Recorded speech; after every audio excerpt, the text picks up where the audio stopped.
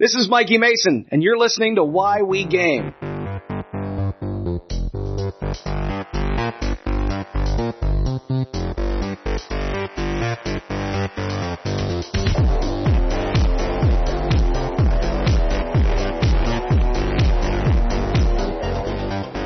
I'm Brodor, and this is Why We Game. My guest today is Gage Verronneau of Gaming with Gage. Gage, how are you? I am doing excellent, and I'm happy to be here. You're super handsome. You've got the whole frog thing going, right? You have their rancid Franco blood in your veins like I do, but you can grow the facial hair, right? Like, I don't know what it is about our people, but I'm one of those obnoxious douchers that can only grow that really effeminate goatee thing. It's the only thing I can do. You have a very manly beard. So there's a trick to it, is that you just keep cutting down until it stops being patchy. And that's why if you look at my beard, you'll see it comes all the way down to like my lip. But it's because like if I keep going, I'll start looking like I got holes and like I'm still waiting on puberty to finish. All right. Well, so we can see each other, but the audience cannot. I have 3 days of growth on my face. No way. That's it, man. 46. That looks like I just shaved. 46 years old, man. I still get acne like a frickin' teenager, but I can't grow a damn beard. It's terrible. I have more hair on and in my ass than I could ever get on my face, ever. Well, that's the French. I have that as well. It just looks like the backside of a bear. Oh, we're disgusting. We're such gross people. I mean, you know, we had some kick-ass guys. There's a I don't know if he's still around. He may have harmed himself. He seemed like a sad guy. But there was a writer named Gary Brecher. He called himself the War Nerd, and he wrote a great article in his book of collection of articles, basically saying, "Fuck you, British. If you shared a border with the Germans, you would have rolled over too." And he makes this great case about all of these French badasses and French badass organizations through history. It was really very cool. Fun. But we're not here to talk about Gary Brecher or to talk about me. We are here to talk about you and you as a gamer and as a gaming professional. So now you're just launched season 7 of your podcast, Gaming with Gage, which is basically what I'm doing, but more professional.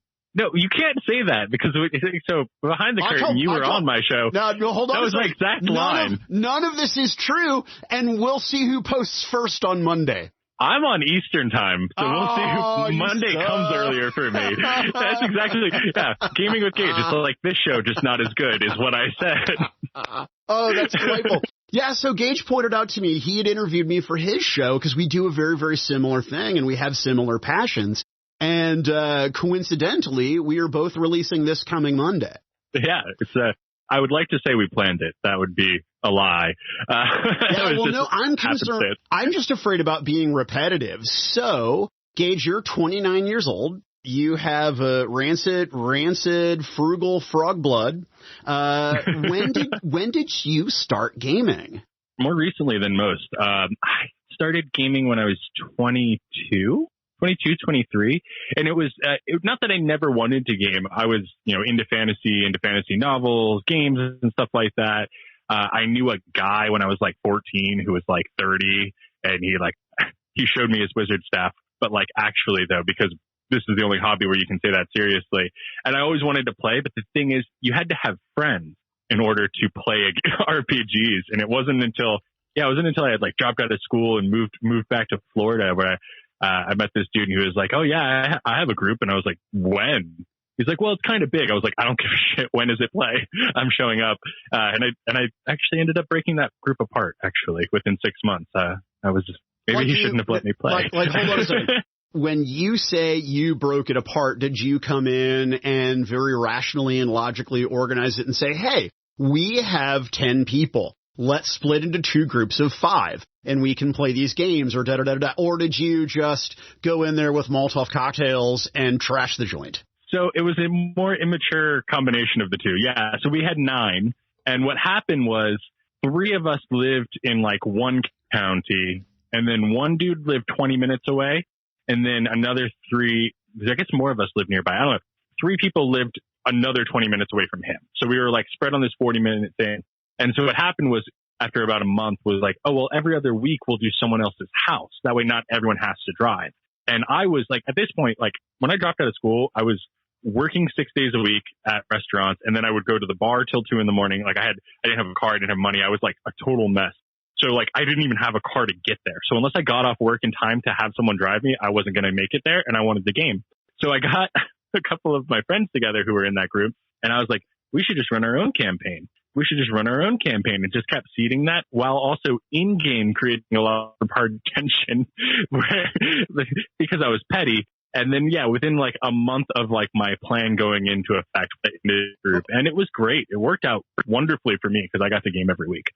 Do me a solid. Would you mind? Let's go ahead and cut video because we're getting a little bit of lag. So I'm gonna. That's fine by me. Yeah, I'm gonna stop my video as well, just so it doesn't dick up the audio too much more. I want to take a couple of steps back. When did you drop out of school? I dropped out it was my 4th year, but I was not a senior because I was behind credit wise. So yeah, I was in college for a number of years. Didn't really want to be. I wanted to drop out my freshman year, but I started dating this girl. And so she was in school, so I stayed in school. And it wasn't until we broke up that I was like, oh, that's right, I hate this. And I finally left. Was your adolescence, was it a shit show? Oh, yeah. So child of divorce in Florida and New York. And when I was 12, I got kicked out of school. So I moved to New York with my dad and my bonus mom. And within like 2 years of that, I got sent away to therapeutic boarding school and wilderness therapy and all this like bad boy stuff. And then I graduated high school and then went to college. And I was like, well, I can do all the stuff I used to do without getting in trouble. And that got me into trouble. And yeah, and then I ended up leaving school and kind of having a bum couple years before I started dating my wife. And then I became like this really normal guy that surprises everyone when they hear about that part of my life. So, okay. So you're 29 years old and you had your sort of listless phase, right? I have never grown out of it. What did you do to get your act together? I got married was the first one. And my wife is super responsible. I got married, I had a kid, and then I became a Christian, which we don't have to go super far into that. If people aren't super comfortable with that, I know that weirds people out. But those kind of 3 things were all, I got married a year later. My son was born, and then a year later I became a Christian. And now, I don't know. I don't think of my life as together, but it's definitely more together than it was. But so then in amid that time period, you also start gaming. Before that. So gaming was, okay. It's interesting, actually. Gaming is one of these things that actually kind of spans the gap. Like, there's a lot of stuff I used to do, aside from like being in bars super late, but I used to like play in a pool league. I used to do a bunch of stuff. But the only thing that I really still do that I did during that kind of listless period that you're talking about is gaming. It's changed somewhat. I game for shorter blocks of time. I'm a lot more specific in what I play and when. And I don't really put up with people I don't want to game with anymore. Kind of like you were talking about earlier with the groups, that same level of like manipulation wouldn't happen now. I would just say, hey, there's too many of us living too far away. Just be adults. Was that manipulation calculated or subconscious? Oh, no, that was entirely intentional. My goal was to split that group apart so I didn't have to travel for game. Hardcore, man. Yeah, no. I have done many things to people over the course of my gaming career that I am not proud of, nor am I proud of how efficiently they were done. So I get where you're coming from, because we're such cowards about conflict, right?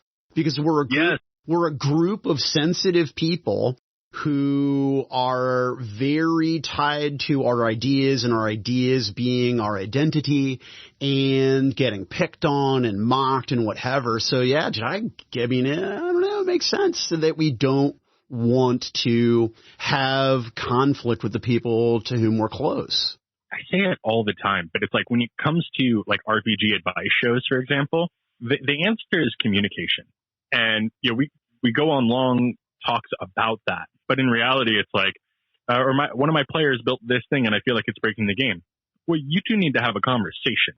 And I was really bad at that for a long time. I don't necessarily think I'm great at it now, but I value the importance of just going, hey, the thing you're doing, you seem to be having fun with it, but I think it's kind of messing things up. How can we keep this fun for you without totally wrecking everything I had planned? That is a hard conversation, I think, for a lot of people to have, but it's the right one. Yeah, no, you're absolutely right. Because for me as a player, I'm very, very laid back in terms of, dude, what the game master says goes, right? Because I'm such a tyrant as a game master. So I try to be a good, sort of Jerry Smith subservient worm when I'm a PC. But on the opposite side, when I'm a game master, man, I can't take it. Like I could make the perfect 7-course meal. And if somebody said, hey, could you pass the salt? I'd be like, what? Fuck you. There's not enough goddamn. Are you making fun of my fucking cooking? I would explode, right? So I'm such a baby. It's so funny because I'm the opposite when it comes to GMing. When I'm GMing, I'm like, yes, tell me more. Like, I don't want to guess. That's the thing. I come up with very specific campaign pitches. Like, they're not loosey-goosey. We're going to create the world of character creation. It's not like that. Like, I know what I want the story I want to tell. But stuff like salt, fucking, dude, lay as much salt in there as you want. Like, I want to know what you need to be invested because it makes my job that much easier. And you're right. And your approach is the correct and wise approach. But that's my dump stat, right? I've never been a wise person. And so I'm far more inclined to react to them negatively. Now, I'm much better about it. But again, it's not, I've talked far too much. You dropped out of school. Why? I had no interest in school. I think this whole pipeline that we have, like you graduate high school and then obviously you should go to college. And as an 18-year-old, you should be able to take out massive amounts of debt and decide what you want to do with the rest of your life is laughable. And the older I get, the funnier and scarier I think it is. So yeah, but I didn't want to be in school. I didn't want to be in school after my freshman year. So, when it got to the point where I think I had a partial scholarship and I was fucking around and I lost my scholarship and I was like, well, there you go. Yes, we're done. And I left.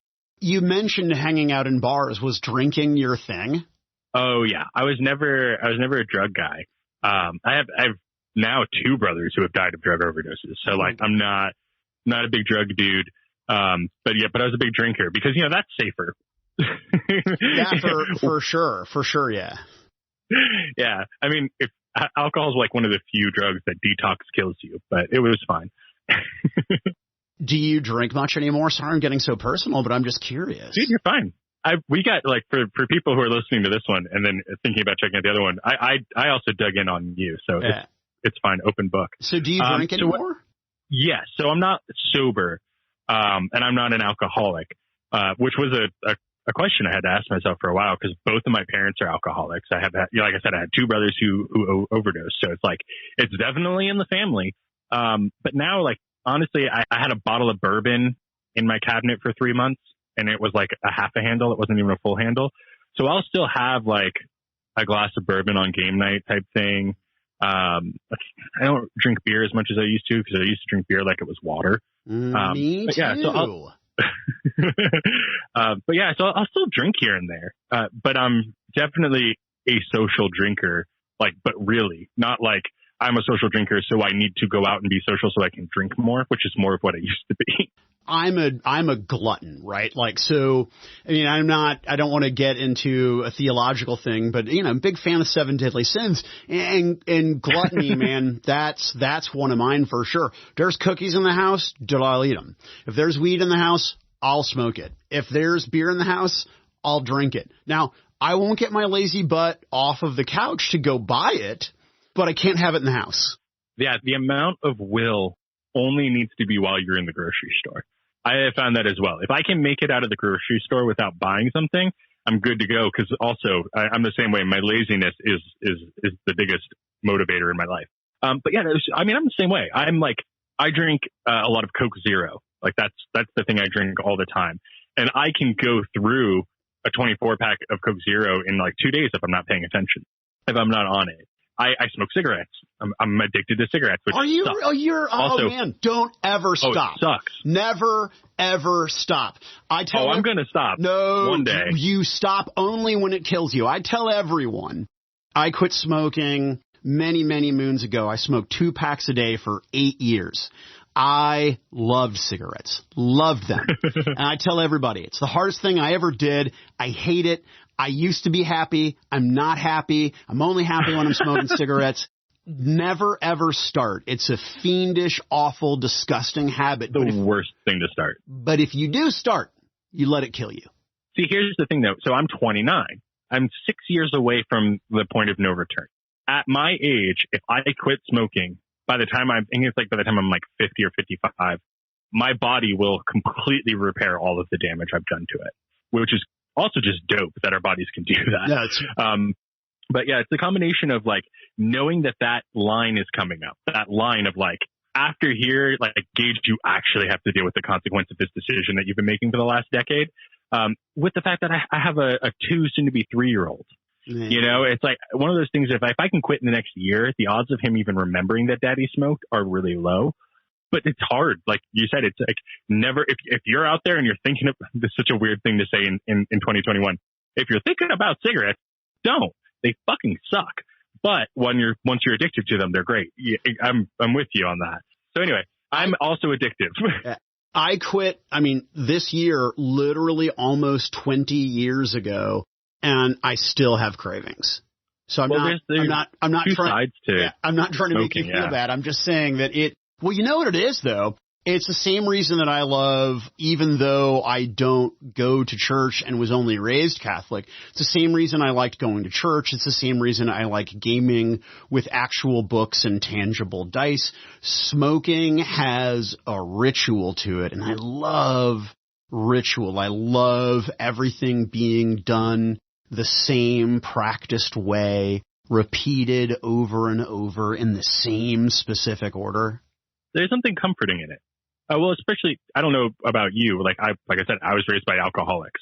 So, if you're a child of alcoholism, ritual stability, anything that makes you feel like you're in control or you're going to be safe or that things are going to continue is like, it's not just good. It's like necessary. So, I need it. Your childhood, I assume, it sounds like it was difficult. Yeah. I have older siblings only. And so up until I was 12, I was basically raised by a single mom who was a bartender, and my older siblings were like total fuck around, like in and out of juvie, in and out of getting arrested, fights, stuff like that. So yeah, so it was tumultuous. I was the baby, so they tried to shield me from it, as much as they could. But also like, I don't know, man, it's like we moved every single year, which is just kind of a fun thing. I only found out a couple of years back. Was that at the end of every year, my mom would look at her kids who were like 14 and 16, my older siblings, and I was like 6.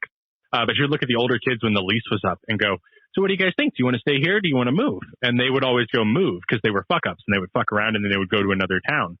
But yeah, so I found out like, oh, so the reason I didn't get to go to school 2 years in a row ever was because my mom was asking the teenagers to make a decision like that instead of being like, fuck off. You guys need stability. You need consistency. Yeah. So it was rough in different ways than I think. I don't know. Does anyone have a normal childhood?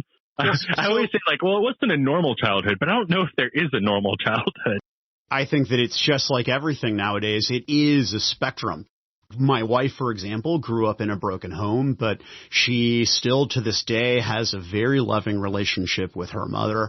I adore her mother and sometimes joke that I married the wrong woman. So even though she had a shit father who she hadn't seen him since she was 7 and found out through a newspaper obituary that he'd even died. So, the guy was just absent from her life, but dude, her mom's an amazing, amazing woman. So normal, no, but sounds better than what you had. I don't know. I'm still like, my mom lives down the street from us. Do you I see work her? for my father. Oh yeah, she was just here yesterday. It was her birthday. I'm going to ask a sensitive question, and obviously as well as I do, doing, somebody who does this, somebody who does this themselves, I can cut this out, but did she hit you guys? My mom never did. The only people who ever hit me were my older siblings. And even then, like, it's, you grow older and you hear about other people's experiences. And so I was never like beaten, but my older brothers were 8 and 10 years older than me. One of them had a drug problem and an anger problem. So like, shit happened. But my mom only smacked me once. I was 3 years old and I called her a bitch. I think I must have just learned the word that day. and she had a visceral reaction and just smacked me across the face. But no, so like hitting was not a big thing, thankfully, partially because my parents, both of them, had been beaten. So that was something they wouldn't do. They didn't stop drinking. They didn't stop ruining their relationships. They didn't stop doing a lot of the other behaviors of their parents. But for some reason, hitting was no longer okay. And only with me. Like my siblings, my older siblings got hit. I was, like I said, 8 and 10 years older. And for some reason, I did not get hit. Do you think it's like, for example, I mean, obviously you can't draw this correlation and I don't want to get too into a sensitive subject, but I also am the youngest of 3, and there's a lot of terror and abuse that they had to deal with that wasn't visited on me. Now, not to say that my childhood was a picnic, but I mean, I really believe that my brother and sister are stronger people than me because they had to deal with worse than me. And they're 2 people who really, like yourself, just got their stuff together. See, and in my family, it's not that way. So my siblings they fit a very unfortunately common story of like, no one in my family seems to be able to stand each other, but you're supposed to be close to each other because you're family. My brother and sister are still like very big drunks with a lot of ruined relationships, never going to leave their hometown. Like my sister is the one that always breaks my heart because my sister growing up, part of her rebellion was she just kept trying to leave where we're from. We're from Palm Beach County in South Florida, which sounds like a nice place with beaches. And it does have beaches, but there's also a lot of drugs, rednecks, and brokenness, which should be the name of my memoir. But she used to try to leave. She ran away between the ages of like 13 and 17. She ran away like 4 or 5 times and always got caught and always got dragged back. But she had her first kid at 19 and then never left and just stayed there. In a lot of ways, they are still stunted, very much so. And sometimes I feel guilty because I have a different father than those 3 siblings that I'm closest with. So I kind of like, I had a way out. My mom left my dad. My dad left Florida. He went to Atlanta where he met my bonus mom. They got married. He moved to New York City. You know, he has his own business. He has more wealth than my mom's side of the family. So like when I started fucking up, I was able to go to boarding school instead of prison. You know what I mean? So I had privilege that my siblings didn't have. But I don't think that they were made stronger by it. I think the unfortunate thing for my siblings was because my mom was a single mom so young. So she had my oldest brother when she was 17. Then she had my next 2 siblings when she was 19. They were twins. And then her husband died in a bar fight. Jesus. And so my mom was 19 years old with 3 children. And that's the thing. It's like, that's why I can have a relationship with my mom now. It's like, why I don't, like, there are things that are not okay that were done in the way I was raised. And I should not blanket over that because that's bad for my own healing. But I can also understand that this woman had 3 kids at 19 years old and should have never been in that position. Obviously, she was not right to raise kids. That is why I say that you are a wiser person than I am, because I am still, to this day, so angry and bitter at the damage that was done that I couldn't do it. I don't want to be in the same building. And that might be okay. You know, like that depends on your situation. I think, you know, from the small amount of conversations we've had, I think part of what helped me was realizing where I have failed, but I don't internalize self-loathing the way I think you might, based on conversations we've had. Well, there's no might about it. Well, and so for me, what was helpful was looking at times in my life where I've tried really, really hard and I have failed, and trying to understand that, and then getting to a point where I could excuse myself. Because I mean, I have self-doubt, I have self-hatred, but realizing that like that was me doing the best I can, and then I can look at someone else and go, that is them doing the best they can, and it doesn't make everything okay. You know what I mean? It's like there are still legitimate things in my childhood that were not okay. There are things like, especially now, gosh, being a father, dude, I look at my 3-year-old or my soon to be 3-year-old and I'm like, I could never make the decisions that my parents made. Like, what the fuck was wrong with them? But at the same time, like I said, like I look at my mom and I look at the situation she was in, and I look at my dad and his relationship with my grandfather, and I'm like, fucking dude, people try. Like people do what they can and they fail. That is human nature, is that like none of us are good enough. And if we keep lying to ourselves and saying we are good enough, then you're either going to, change the standard until you meet it, or you're just going to like beat the shit out of everyone else with your standard. Yeah, I must shamefully admit that I find myself in column B. I have a standard that may or may not be unreasonable. For example, when you create another human being, your life ceases to exist, and your responsibility is first and foremost to that person. Now, I shouldn't say your life ceases to exist. Obviously, you have your own identity and your own person, but not only is it important that you put that other entity first above all things, because it didn't choose to be here. You created it. You brought it to term, and now it is your responsibility to treat it with decency and raise it well so that it's not abusive and a shitbag to the other lives around it. But then to go and torment and beat and abuse that thing, I think that is antithetical to the nature of parenthood, and there is a wickedness there that I will never understand, and I don't think I can forgive.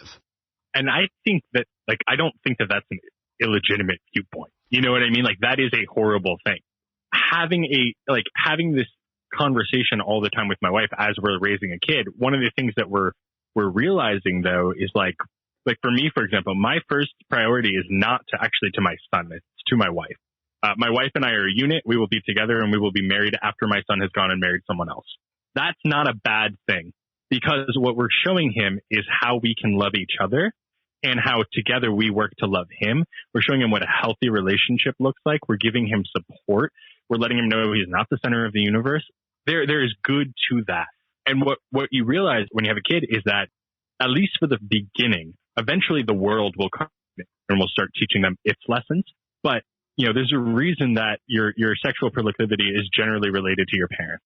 There's a reason why we make the same mistake with our kids that our parents make with us.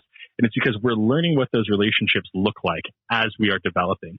So my goal to how I'm going to make my son a better man when he goes out into the world is by trying to be a good man and knowing that I'm going to fail. Dude, this is a crazy, I cannot imagine my parents listening to the kind of stuff we're listening to from therapists and stuff that are especially for me from a Christian perspective. So the verbiage might be a little different, but I think that the idea applies to everyone. Your kids need to see you repenting. So if you, my son is about to be 3, he's fucking annoying a lot of the times. I love him to death. I would die for him, but he can be fucking annoying. And when I come home from a long day of work and I'm trying to do something and it's all right, we got to get tonight, I was getting a little snippy because of bedtime, but I'll take time. I'll be like, dude, we got to go. And I've taken time to be, hey, dude, daddy's sorry. I am frustrated, and that is leading me to be unkind to you, which you do not deserve. I am sorry. And what I don't think our parents ever understood was you can say that without the fucking rules changing. I'm still your father. You still have to obey and respect me. In this instance, I wronged you and I repent and I am sorry. I apologize to you for wronging you. Doesn't mean bedtime's gone. Doesn't mean you don't have to listen. It just means in this moment, I was wrong and I'm apologizing. And I know that he's always looking at me. He sits certain ways that I sit. He talks certain ways that I sit. I'm his dad. And so the hope is that I can also model, show him that when someone is under your authority, you still apologize when you're wrong. You know what I mean? How you treat someone who is under your authority is what happens. And it's and if you come from an abusive home, a lot of times what happens is you are raised to be, I'm smaller, therefore I am the one who gets the abuse. And then that person grows up and has children, and they have learned that the bigger one abuses the smaller one, and then they just repeat the behavior generation after generation.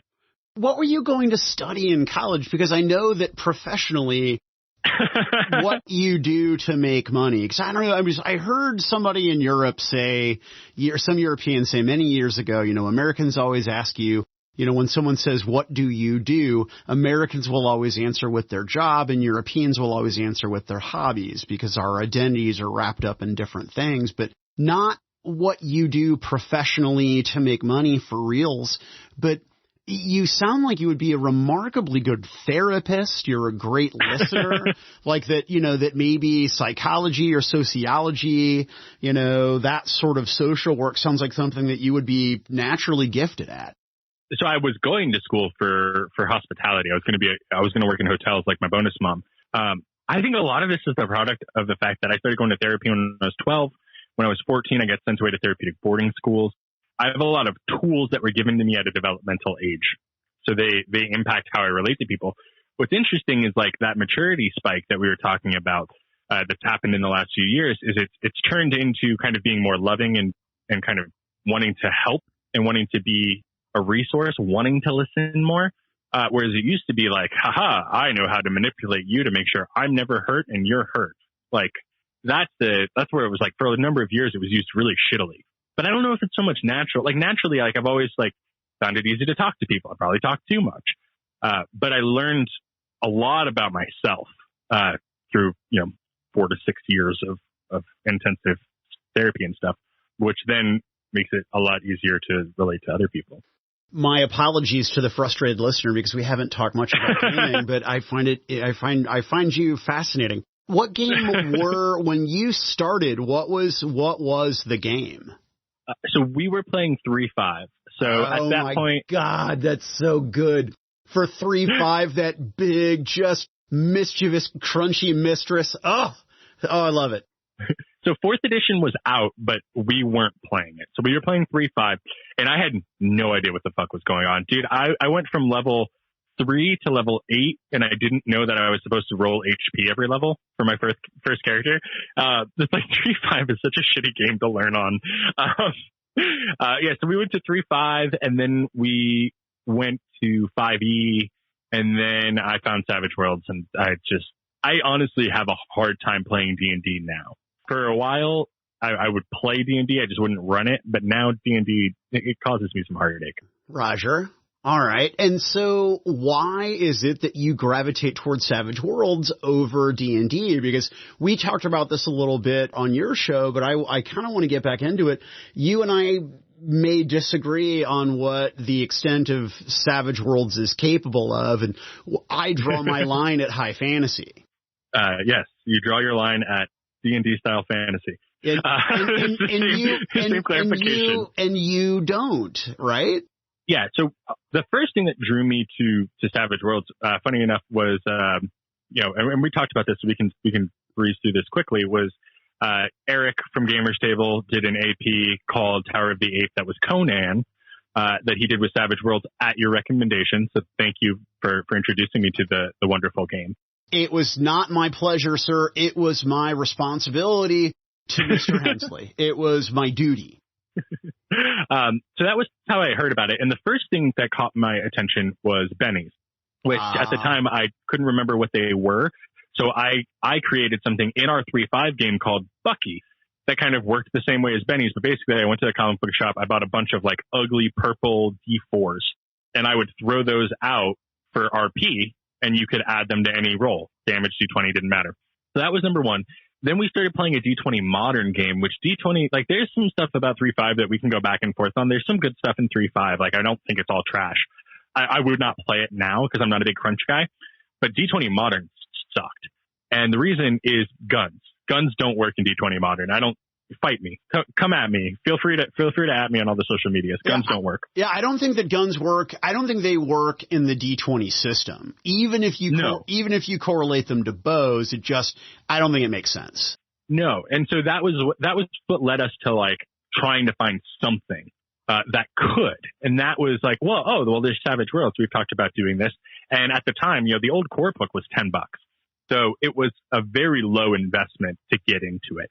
So bought the book, started playing it, and then I just quickly fell in love with it. And as a GM, you don't have to prep mechanics very much. You can.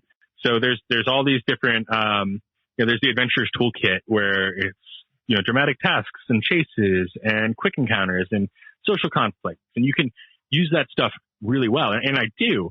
But I never have to be afraid of like, oh shit, they're going to raid this watchtower. What's going on here? It's like, no. Everyone who doesn't have a name has a D6 and everything.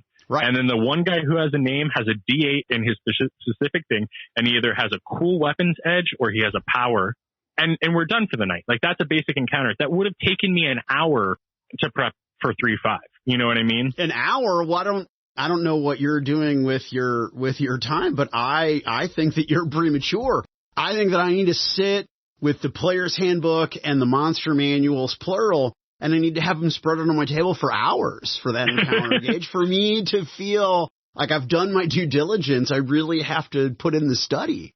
Well, and so that was, as a GM, Savage World's super easy to run, and its quick resolution is a really big deal for me. Is combat is quick. If combat lasts more than 3 rounds in Savage Worlds, I start to get nervous. If it lasts more than 5 rounds, I will find a way to end it. Is that because you're, in that case, it's going to most likely turn against the PCs, or just because it's fucking boring? It's fucking boring. And the times when I haven't done that, I've had bad games. And it's most of the time, you don't have to worry about that. Most of the time, somebody's on the floor or running out the door within 3 rounds. I have found. I don't do a lot of like super tactical stuff is the other thing. Like, I do more theater of the mind stuff. I love having people be normal people. Right now, the game I just started running is it's my own setting called Who's Agatha, which is paranormal romance meets noir, but also there's fairies. And this game is set in the 1950s. So they all like work at a newspaper in the 50s, and pretty soon there's going to be just like hot, sexy fairies showing up while also trying to pin mob crimes on them. It's going to be great. But that's the kind of stuff that I play. So also keep that in mind. Like, I'm not playing like small unit tactics in my game. Gotcha. Well, and Savage Worlds does a really wonderful job if you want to do genre bending. If you want to do modern fantasy, if you want to do something like a Stargate, and I would even contend that it's probably the perfect system to play Star Wars in.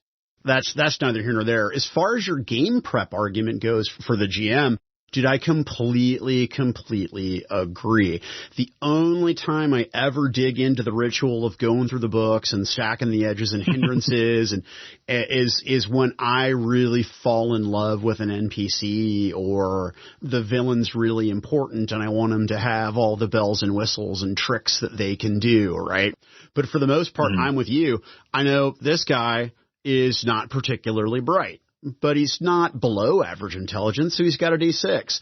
This woman over here happens to be a fucking genius, so she's a D12 plus 2. Done. Yeah, it's so easy.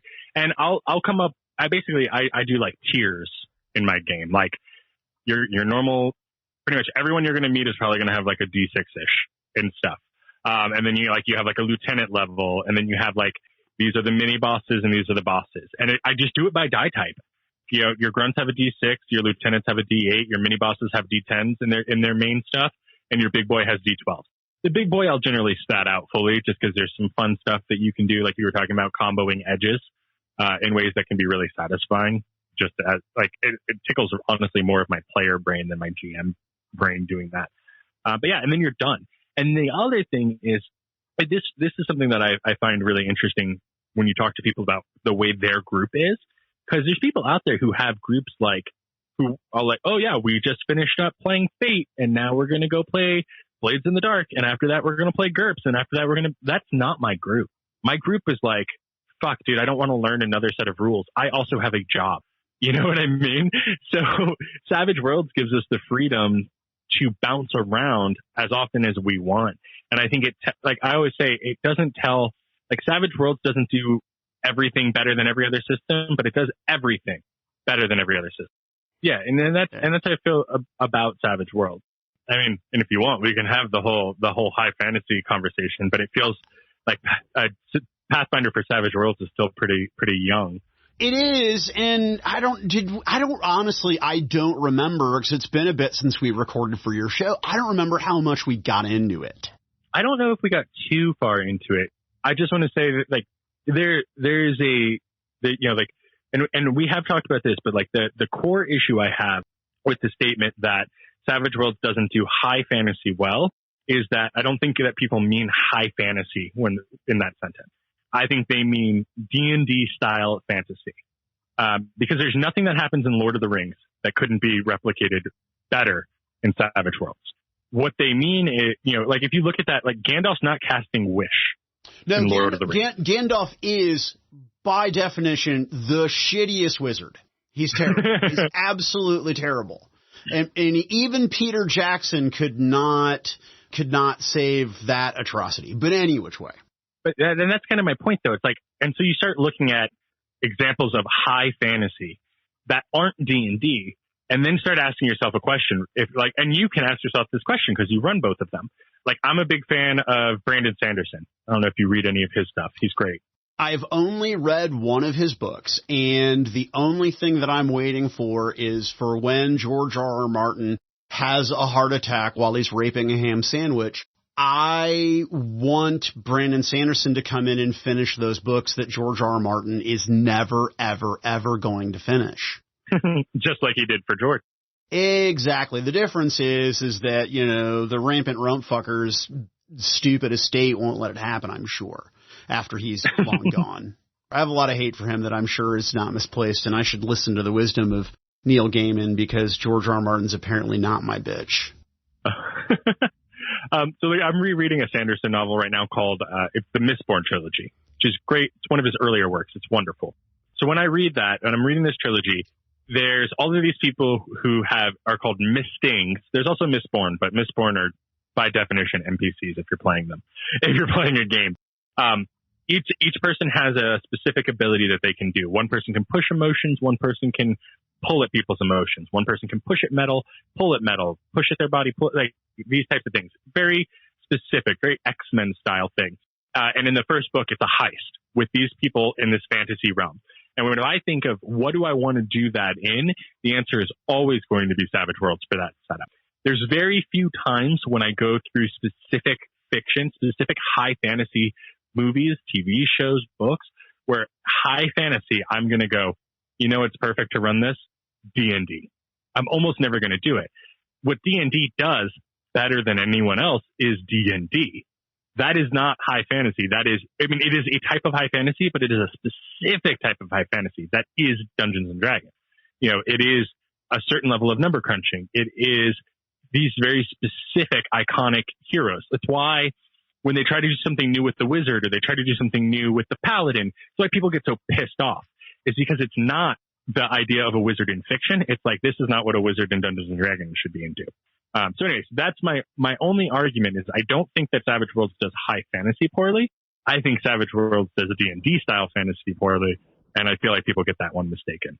I yield my time. I am persuaded. You have convinced me. I am absolutely wrong. Savage Worlds is not a good replacement for Dungeons and Dragons. I would agree with that. In Savage Worlds, and I know that this is one of the things that people hate, including myself, about 3.5, but in Savage Worlds, it's really, really difficult to take 10 minutes before the battle and everybody is flying and hasted and we have magic weapons and we can see invisible and, we've got all of our healing potions, just all of the asinine over the top. Yeah, the math finder of it. Yeah, just Savage Worlds can't do that. And I guess maybe that's Hensley's point is that that's not fun. Or at least if you not fun. If you want something fast and furious and fun, Savage Worlds is a great replacement for that. And that's exactly how I feel. Like D&D does a very specific thing very well. And if you love it, you're always going to love it. And Savage Worlds won't replicate that. And if you want a D&D style game, play D&D. Like, I'm a huge Savage Worlds advocate. But if you want a D&D style game, just fucking play D&D, dude. Like, it's built for it. It's right there. When I'm game mastering, right? So I'm running actually coincidentally a 3.5 game, not as we speak, but currently for my regular game group. And the thing I love about D&D Encounters is that it is this wonderful, delicate dance, and because of the math, you can manipulate the dance so when you run the fight well, you control everything, but it's like a magic trick. You know exactly where your hands are moving. You know exactly where the card is hidden in your vestment, right? But your players, if you do it right, they have no idea. And I find it more difficult to control the mad swings with Savage Worlds. When you 100%. Yeah, when you combine acing and you combine the randomness of card initiative, don't get me wrong. I adore Savage Worlds combats, right? It's one of the few times where just dice fall in the open and suck it, right? But you can't control the flow of things as well, I don't think, in D&D. And that's just the first moment I'm inspired to make that argument. But I agree with you, by the way. Yeah. But as far as the high fantasy, I must concede your point. But you were saying earlier, right now we are not on video, not because I don't want to be on video and see you and look at verbal cues and body cues so I don't interrupt you because I'm such a fucking hog for the mic. But when you're gaming, I was saying earlier, because of your technical background and what it is that you do professionally, your online gaming has to absolutely be on point. Combine that with the fact that you do podcasting and you do actual plays, that you must be just an ace at this. And you were saying that your preference is audio-only theater of the mind. Oh, yeah. We run everything via my Discord channel. That's it. I don't know. I think this is part of why, to go back to Savage Worlds is like Savage Worlds it cares about the rules. It deals with conflict very quickly. And then everything else is up to you. And I kind of feel the same way when it comes to whether or not I'm going to use a VTT. I don't really care for maps and minis. I like them. I don't like prepping them. For those of us that are simple and technophobic, can you break that down for me? What? Oh, a VTT, virtual tabletop. So that would be your Roll20s, your Astrals, your Fantasy Grounds. I gotcha. Okay, so you used a term that I was too out of touch and did not know. They're becoming, with the pandemic, I think they got a real boost. I don't prefer them. I did use one for a recent thing I did that was Savage Worlds Star Wars because I wanted to use the dogfight rules, the optional chase rule variant. Oh, yeah, you did. Well, because it's everything that I like about Savage Worlds, brought down into one mechanic. It's crunchy enough that the players feel like they can actually fucking do something, which is not to throw shade at, I don't want to yuck anyone else's yum, but PBTA, where it's haha, I have these 6 moves, and I can come up with creative ways to use these 6 moves. It gives a little more crunch to that while still being fast and simple. And that's why I wanted to try the dogfight variant. Okay.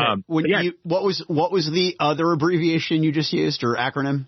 Oh, PBTA, powered by the apocalypse. Okay. Thank you. See, for those that may not be in the know and for old people like me who don't have great hearing, I need it spelled out. As I'll tell the same thing I need my wife. Look, I need you to, and I know we're not supposed to reference Cosby, but he used to do this bit about how he would tell his kid to take a shower, and then he's got to turn on the water, and then he's got to use soap, and then he's got to use a towel to dry off. I need everything spelled out in the simplest of terms. Yeah. So sorry. So anyway, so you're using a VTT, and you're not using Powered by the Apocalypse, and you're using the dogfight rules. Yeah. So I did that, and it was cool. It definitely gave me a chance to use the dogfight rules. But 9 times out of 10, I would rather be talking like we're talking right now and be running my game this way. Because here's the other thing. I don't want more stuff to do that's not thinking about what's going to happen next from a story perspective. So I had a campaign that I ran maybe a year or 2 ago. And one of the guys, this was the second campaign he had ever played with me. And, and he's older than me. He's been gaming for a long time. And he's a good dude, but I remember him talking about, he's like, oh, that campaign was great. I was up there of one of the best campaigns ever. And it's one of these campaigns that I run where there was a loose idea of what was going to happen. There was a couple of pressure points that were going to force them to do stuff. But the big emotional arcs, the things that they were all connecting to, came out of session 0, came out of them talking, came out of, oh shit, the session's going to be over in 5 minutes. I'm going to introduce a clue about this character's long lost son, that the other character is the reason he's lost. So this will create tension and a good cliffhanger. It came out of those types of things. I don't want to be going through my Roll20 database trying to find the right handout. I don't want to be making sure everyone's on the right map layer. I want to be free to be reacting to the players and giving them what they're asking for. I don't want to be sitting at the table. I want to be standing by the table so that when they ask for salt, it's already at the table. Does that make sense? It does. It does make a lot of sense. Have you read Patrick Rothfuss's The Name of the Wind? No, I want to, though. It is excellent. And one of the things that he does in the book with magic is basically the thing that these arcanists do is they segment their mind, right? So they basically create departments in their mind to control one facet of these complex magical formulas. And for me, that's exactly what combat is at a table. I don't want to do the online thing for different reasons, for the fact that it is cold and impersonal, and that every bit of emotion and energy that we would feel around, the campfire, I can't feel that doing this, right? There's a separation and it's uncomfortable. But more importantly, I like basically the two-mind aspect of I have the thing I have to manage and I have to juggle the people. I kind of get off on it. See, and I don't. I want to go. I want to do the thing. I want to hit the buttons. I want to press the buttons of the players, and I want to keep moving on in the story. I don't care as much about maps and minis. Well, one of the things that I've had to learn is that not everyone is like that. So if my goal is to give my players a good experience, I have to, meet people halfway. Like that same campaign I'm talking about with the 50s newspaper. In that setting, I don't name stuff because it doesn't matter. And I'm sorry, again, not trying to yuck anyone else's yum. But whether we're in Boston, New York, Chicago, it doesn't fucking matter. So I call it the city. You are going to the nightclub. You are going to the university. It doesn't fucking matter. For them, it did. So we're doing this whole thing, and they're like, well, we want to picture, we're in a rich suburban area. We want to picture it. Are we on the West Coast, East Coast? Are we outside of Chicago? Are we outside of Miami? They wanted that. And so it's all right, from now on, you guys are in Connecticut. You are in a suburb of New York because it's the city that, I spent a fair amount of time in. So it's the one I'm the most comfortable with. But it doesn't really mess up my prep or my planning to just say, okay, we're in New York City. If that's what you need to hear, then we're in New York City. But it's not my preference. I don't think any of it. This is also, I'm pushing back on something, I think. And I think as often happens when you push back, I'm probably pushing too far. Because I'm questioning over and over again what fucking matters. Does it matter if these things have a name? Does it matter if, I'll hear people be like, well, if you do that, what if they just kill all your bad guys in the first round of combat? I'm like, who gives a shit? They killed all your bad guys in the first round of combat. Better come up with something for them to do next, or just give them time to RP. Does it matter? And I know at some point, obviously it matters because there is a skill and craft in GMing. So I know I'm going to hit a wall at some point where it's like, oh shit, that really mattered. And I just ruined this campaign. But I haven't hit it yet, so I'm going to keep pushing for it. Thinking about all of the accoutrement from the perspective of that they are an impediment because they divide your attention is just not something I'd ever really thought about, because I love toy soldiers. I love models. I love having them on the table. I love the production of it, but I will absolutely concede, because we have this myth that I'm a great multitasker. It's a fucking lie.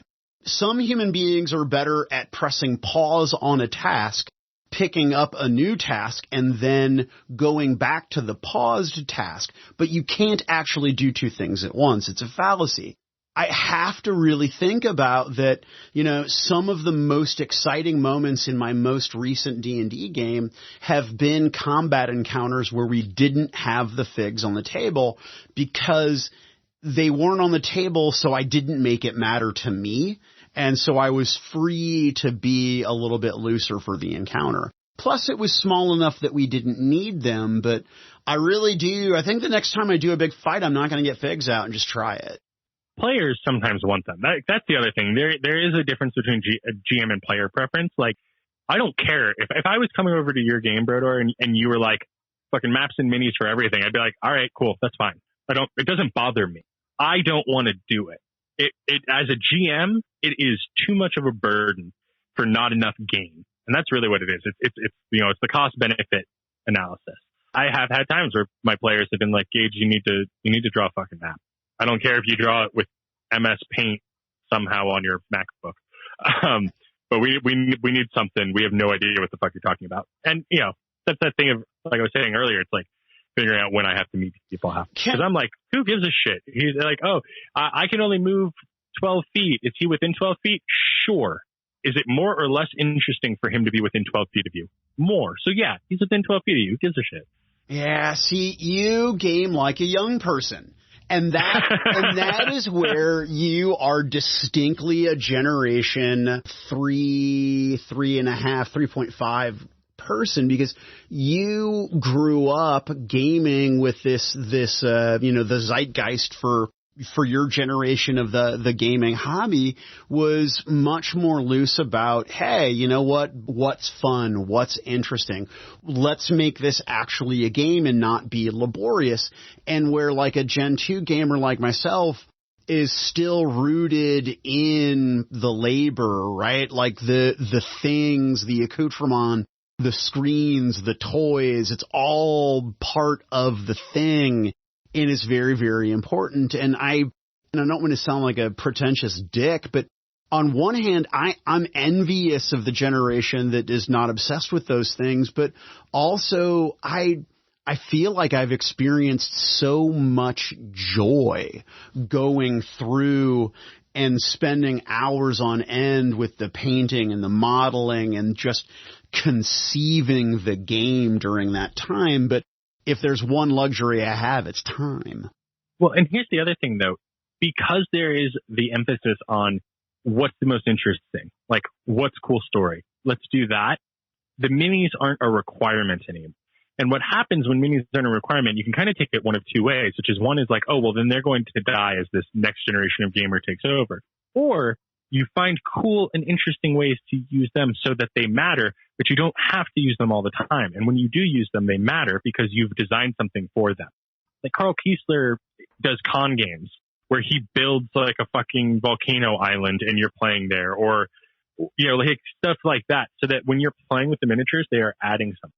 But by not feeling like, oh shit, I got to get out my battle mat and quickly draw a map that's going to look like a dick, because every map looks like a dick, no matter how hard you try for it not to look like a dick. If you're drawing it on a battle mat, it's going to look like a dick. Challenge accepted. I have to quickly draw this.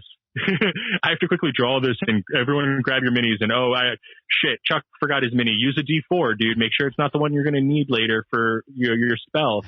By getting rid of the necessity, when you use them, you can use them more impactfully. And who knows, also not to sound pretentious, but then miniatures can become a form of art, a form of craft.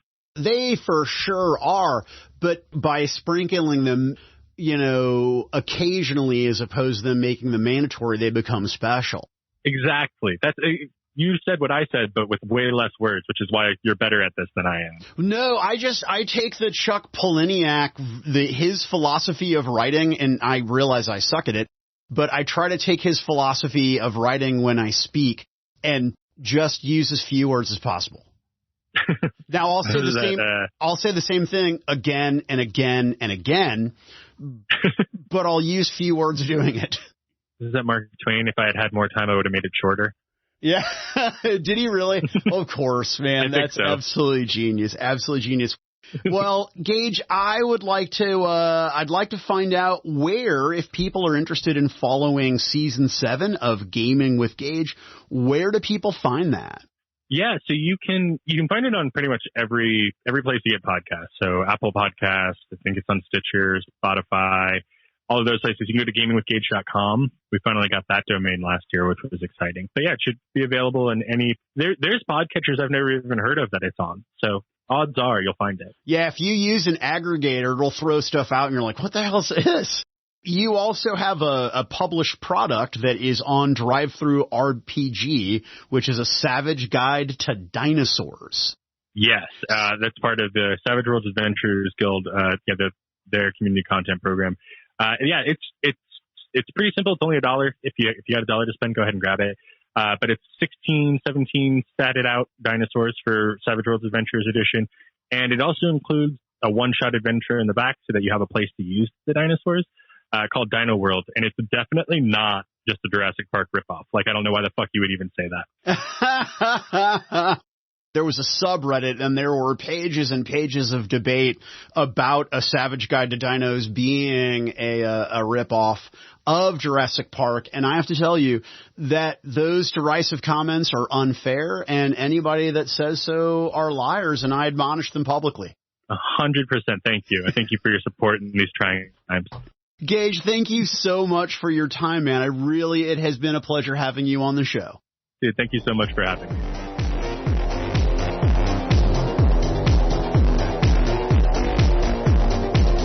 Why We Game is a production of the Influence Foundation. All rights reserved. Audio editing by Brodor. Music by Owen Godwin.